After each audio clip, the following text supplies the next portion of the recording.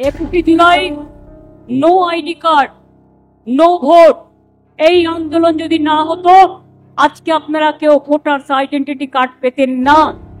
একদিন মমতা ব্যানার্জি আওয়াজ তুলেছিলেন no identity card no vote, সেই তার জন্য শহীদ হয়েছিল বাংলা ছেলে। তাই ওপার বাংলা থেকে আসা একটা বিশেষ সম্প্রদায়ের মানুষের ভোটে জিততে হবে, তাই মমতা ব্যানার্জি নতুন করে আওয়াজ তুলেছেন যে কোনো রকম ভোটার লিস্টের পরিবর্তন করা যাবে না। ব্যানার্জি জানেন যে এই মানুষগুলোই আমার অরিজিনাল ভোটার, এদের ভোটেই আমি জিতছি। এখন তো মমতা ব্যানার্জি সেই শহীদদের কথা ভুলে গেছেন যাদের রক্তের বিনিময়ে ক্ষমতা এসেছে। তা ব্যানার্জি চিরকালই তার দ্বৈত চরিত্রকে প্রকাশ করে। বাংলার মানুষও দেখতে পাচ্ছেন, এমনকি বিভিন্ন ভোটে, পৌরসভা ভোটে, বিভিন্ন ভোটে তৃণমূল কংগ্রেসের কর্মীরা অনেকে ভোট দিতে পারে না, বিশ্বাস না করে ভোট দিতে পারে না।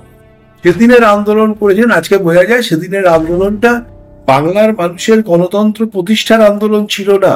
সেদিনকার আন্দোলনটা নিজেকে ভোটে জেতার আন্দোলন করেছিলেন। বাংলার মানুষের গণতন্ত্র রক্ষার জন্যই বাংলার মানুষ স্বপ্ন দেখেছিল 2011 সালে পরিবর্তন চলেছিল। আগে কিন্তু এত বিরোধিতা কোনো মানুষ করেনি। আজকে মানুষ দেখছেন মমতা ব্যানার্জি নাটক করছেন, তাই এই বিরোধিতাটা হচ্ছে। বাঙালির অবস্থা আজকে কোন অবস্থায় গেছে, আজকে মুর্শিদাবাদের বুকে বাঙালি খুন হচ্ছে, বাঙালি হিন্দু খুন হচ্ছেন, মমতা ব্যানার্জির কষ্ট হচ্ছে। এনেছিলাম তারা পশ্চিমবাংলাটাকে শেষ করে দিচ্ছে। সেই কর্মীদের মধ্যে কোনো লড়াই নেই, সবাই মিলে একসাথে রাস্তায় নেমে 26 সালে পরিবর্তন হবে। একটা একদল লোক ফিস পাই খাওয়াচ্ছে, একদল লোক ফিস পাই খাচ্ছে।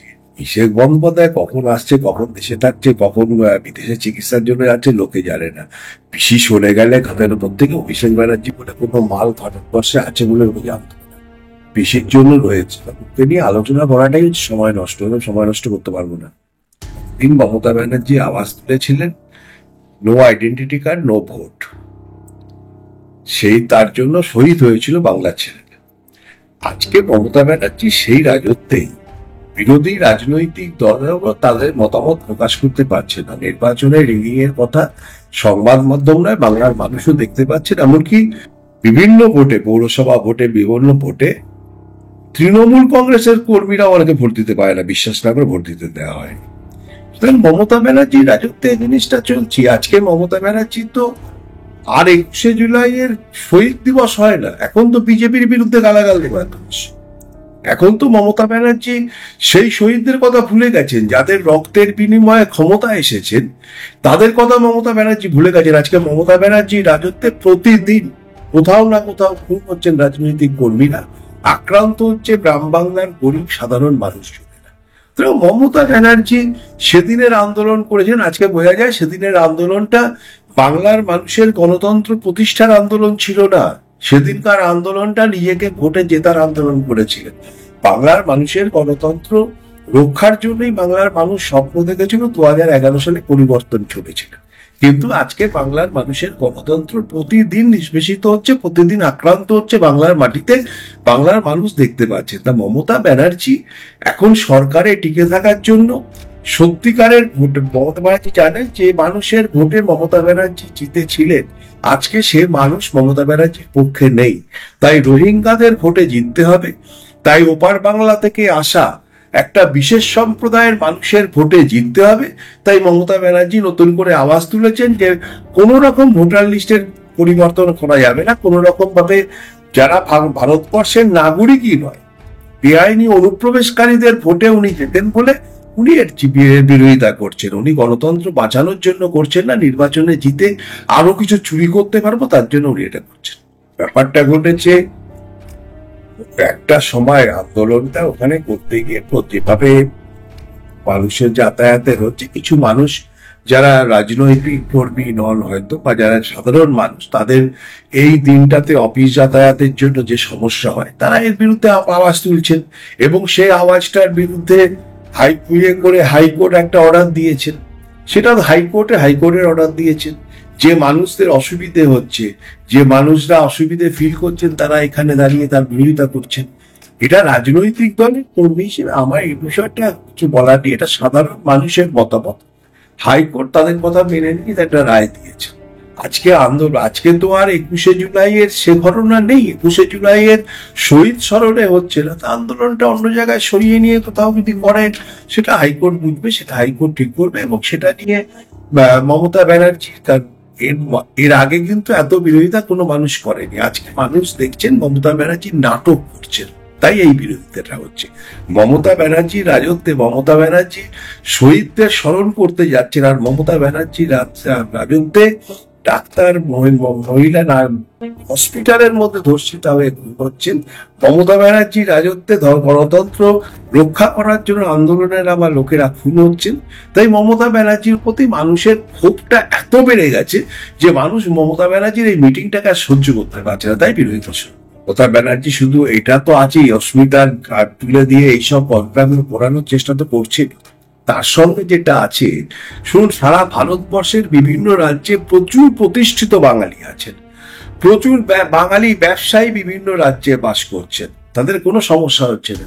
মমতা ব্যানার্জির নবীন রাগ দুঃখ যেটাই বলুন, সেটা হচ্ছে যেখানে যেখানে মানে বাংলাদেশি মানুষ, মুসলিম সম্প্রদায়ের বাংলাদেশি মানুষ এখানে এসে যখন বিয়ে করতে যাচ্ছে, সেই সময় মমতা ব্যানার্জি ভাবছে বা মানে এটা নিয়ে চিন্তিত হয়ে পড়ছেন এই কারণেই যে মমতা ব্যানার্জি জানেন যে এই মানুষগুলোই আমার অরিজিনাল ভোটার, এদের ভোটেই আমি জিতছি।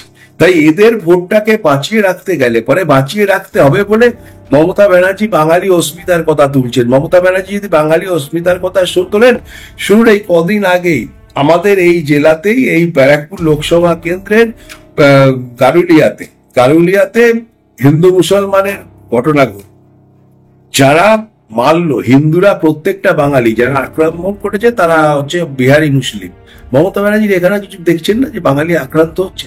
মমতা ব্যানার্জি দেখছেন না পশ্চিম বাংলায় বাঙালির অবস্থা আজকে কোন অবস্থায় গেছে? আজকে মুর্শিদাবাদের মুখে বাঙালি খুন হচ্ছে, বাঙালি হিন্দু খুন হচ্ছেন, মমতা ব্যানার্জি নষ্ট হচ্ছেন।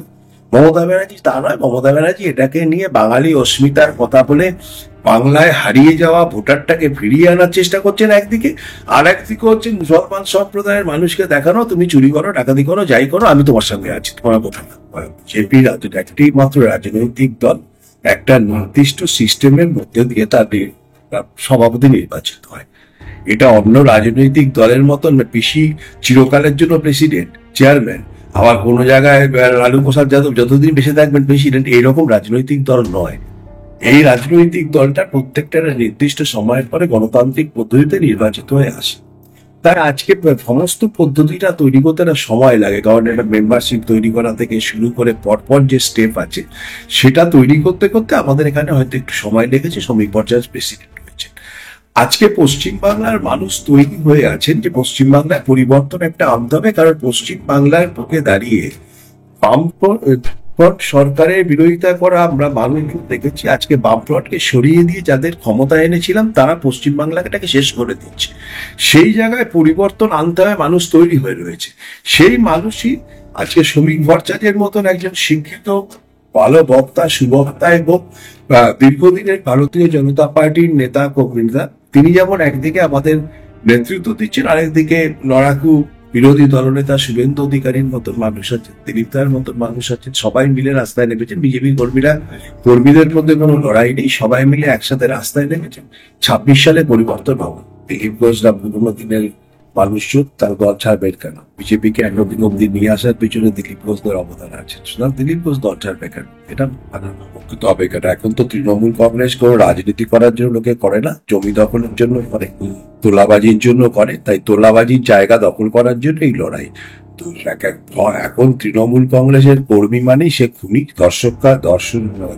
দর্শনকারী, চোর ছাচর। তা চোর ছাচররা কে কোন জায়গার জন্য? এক জায়গায় যদি 4টে চোর হয়ে যায়, মারামারি হবে, সে মারামারিতে খুন হচ্ছে। এটা তৃণমূল কংগ্রেসের নিজেদের ব্যাপার, এর মধ্যে ঢোকা উচিত।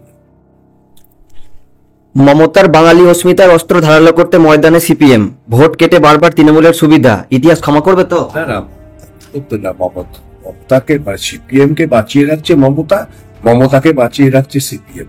সিপিএম জানে যে মমতা ব্যানার্জি যতদিন ক্ষমতায় আছে তাদের অস্তিত্ব আছে, বিজেপি এসে গেলে সিপিএম কে সাইনবোর্ডটা খুঁজে পাওয়া যাবে না। তাই জন্য সিপিএম পার্টি মমতাকে তো আজ করে যাচ্ছে। এটা একটা ব্যাপার, এটা দুটো পার্টির মধ্যে আন্ডারস্ট্যান্ডিং। তাই ফিস পাই একদল লোক ফিস পাই খাওয়াচ্ছে, একদল লোক ফিস পাই খাচ্ছে, এর কোনো আলাদা কিছু নেই। বিশেষ বন্দ্যোপাধ্যায় কখন আসছে, কখন দেশে থাকছে, কখন বিদেশে চিকিৎসার জন্য যাচ্ছে, লোকে জানে না। পিসি সরে গেলে কাদের উপর থেকে অভিষেক ব্যানার্জি বলে কোনো মাল ভারতবর্ষে আছে বলে লোকে জানতে না। পিসির জন্য রয়েছে, ওকে নিয়ে আলোচনা করাটাই সময় নষ্ট, সময় নষ্ট করতে পারবো না।